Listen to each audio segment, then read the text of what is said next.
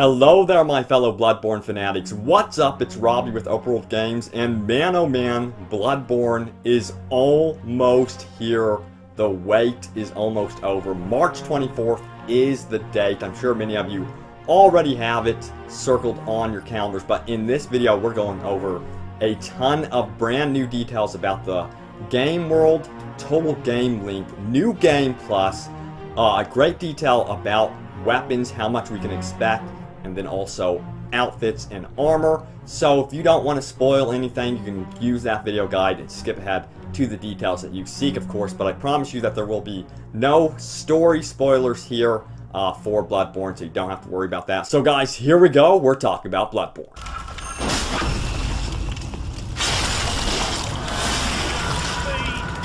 So if you're already a fan of Dark Souls, Demon Souls, I'm pretty sure you've already made up your mind and you're going to get Bloodborne like me. Now, for those of you that are new to the series, $60 is a lot of money. You're probably wondering, how long is the game? Well, the game is around 40 to 45 hours long according to current estimates. Players that have actually gone through and have defeated the game have been reporting that's about that length, and of course it's going to vary dependent on your familiarity with Bloodborne and how good of a Souls player you really are. So consider that before you judge the game's length. But 45 hours is actually really good, so that's good news. And again, there is New Game Plus, which we're going to go into later on in the video. So during those 45 hours, expect this game to be extremely hard. Now, the rumors are this game is actually harder than Demon Souls and Dark Souls, which is saying something. So if you are familiar with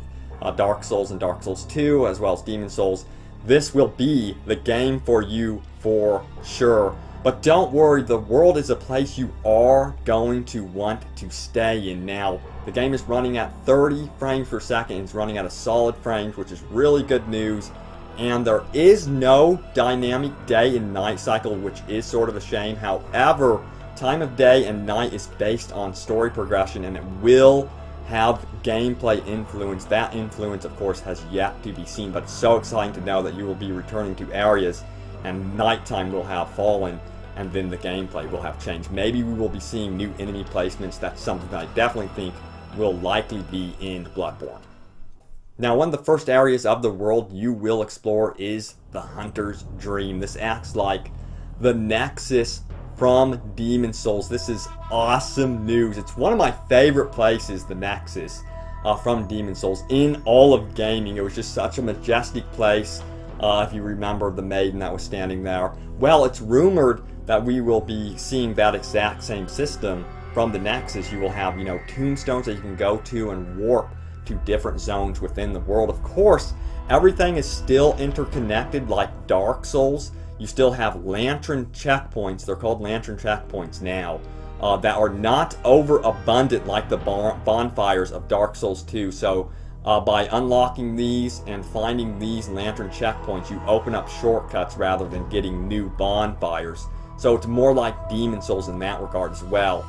So this Hunter's Dream is apparently a hub world separated from the game world, much like the Nexus. And I guess it makes the world more believable. I really did love this system in Demon Souls. It still felt very free and very much open worldy. So I was thrilled to hear that this system has actually returned in Bloodborne. So before heading into battle in Bloodborne, you're going to want to know that the control scheme has actually changed a little bit now. Two-handed is now handled with L1 opposed to, what we were used to, which was triangle. Triangle is now dedicated to the healing button, so your healing items and healing spells go straight into the triangle button.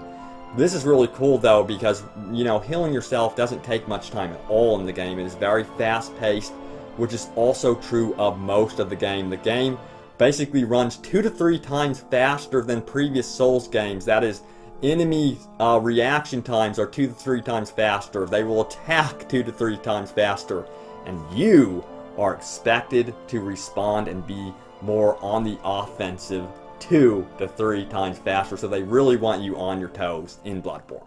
So I've heard this term mentioned everywhere within the Bloodborne community. Has the game seen a graphical downgrade? Well, the reports are No, absolutely not. The game is gorgeous. It's running at 30 frames per second. It's not dipping at all below that. That was one of my big worries. You know, Dark Souls had some frame rate issues, and then they pretty much fixed all of them in Dark Souls 2. So this is a really good trend to see. You know, Demon Souls really ran at a nice, steady frame rate, and it seems like that's returning in Bloodborne. So awesome news. So what about the weapons, outfits, and items in Bloodborne? Well, good news, it seems like there's a wide variety of weapons. Now remember, there might be less weapons simply because when you pick up one weapon, it's like picking up two weapons. They can transform and mutate into whole other different monsters, so to speak. So basically from one playthrough, a fellow gamer found 14 unique trick weapons and 12 offhand weapons. But apparently there's a lot more throughout the game in both of those categories. They also went on to find 19 full sets of clothing and armor during their time in Bloodborne. This is about 40 to 45 hours of play time in Bloodborne. So it seems like there's a wide variety of weapons again, so I'm not really too worried about the weapon count, and all of them are extremely unique, more so than previous Souls games. You can actually find out more details about weapons by following the link in the description below. There's a huge article about it. I'm going to include all of the resources in the description, so be sure to check it out. So yes, co-op and online is returning in Bloodborne. You could expect to play with 3 other players in the game, and this is how it works. So be warned, when you invite someone into your game world, apparently you also invite what is called a Spell Maiden, who initiates PvP and invites invaders. So basically, when you are asking for help, you're also asking for trouble, so be warned. Now, once you are all teamed up, the goal is to beat the boss within that level. Once you beat the boss as a team, you guys get a huge reward. But unfortunately, and this is sort of a bummer, you guys are disconnected and you have to find each other again. I hope that eventually in the Soul series, they stop this and allow you to just keep going through the world and keep moving on from level to level without being disconnected. So hopefully we see that eventually. Now this is really cool. You can actually use passwords with co-op. This is going to be extremely useful with co-oping with friends. So basically you set a password for your session, and then other players can enter the same password and therefore be joined to your game. Now this only works for cooperative play currently. It does not work for PvP, but it is a wonderful system to have, and it's nice to know that they are now encouraging friends to play together in this type of game. So yes, PvP is returning. This is the way you will really be testing out your hunter and his weapons and armor in the game. Now, certain areas in the game also encourage you to invade another player's game with 2 hunters, so it could be 2 versus 1, and it could be quite unbalanced, of course, but that is the fun with Bloodborne, is really just accepting the challenges and then also knowing when you are at a loss and trying again. So basically, the Bell Maiden needs to be present, first of all, for PvP invasions to work. So the guest who wants to invade uses the sinister resonant bell item and then commences his invasion onto what is known as the host, or the poor innocent hunter trying to survive in Yharnam. So basically, it's just like Dark Souls, to expect to die a lot. So asynchronous multiplayer returns in Bloodborne. Yes, you could still leave notes, you can be as deceptive as you want, or helpful. Now again, you can upvote these or downvote them. You can let other players know that, hey, beware of this. No, it's part of the fun really with these type of games. Now also, there is the Spectre. Players will leave behind a tombstone when they die. Now this is like the bloodstains from Dark Souls and the Souls franchise. So if you touch one of these tombstones, you can see sort of a replay displaying their terrible final moments. I love this feature. I cannot wait to leave behind my tombstone so you guys can watch my terrible death. And yes, player ghosts are returning, so you will be seeing me roaming in your game. So here is the big wrinkle for Bloodborne, and that is the Chalice dungeons. These are the randomly generated dungeons that you can play with your friends. You can even create your own, share them with friends, and then experience them together. I guess they are absolutely massive and filled with tons of fatal traps hidden throughout the dungeons. And then also, this is really good news, it was something I was concerned about, there's a lot of architectural variety. I guess these places are huge.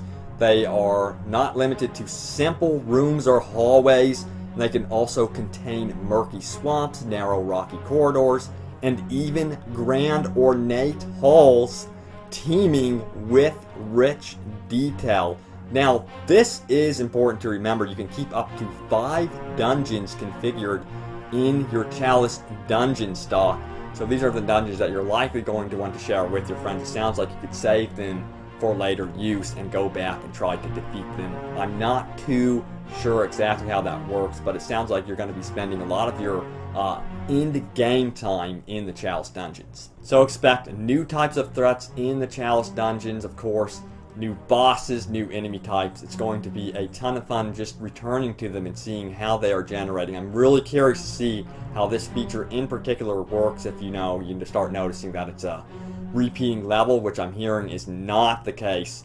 Again, from the reviews that have come out from Edge Magazine, and then also from players that have actually taken the time out to complete the game, the response has been overwhelmingly positive, and this was to be expected. I mean, we're talking about, From Software. They created Demon Souls, Dark Souls, and Dark Souls 2. These are all, guys, absolutely amazing games. I love From Software's story, by the way. They were not supposed to succeed. Everything was going against them. A lot of companies said this game is too hard, this is going to be boring, no one likes your game, and then they had a very low budget, they didn't have any advertising, and it's just such an awesome story to hear that their franchise has gotten this huge over the years. So guys, I'm really excited for March 24th. I hope you guys come and join me right here on Open World Games. We will be celebrating Bloodborne's release for sure. I hope somehow I can do co-op here on Open World Games if I have time.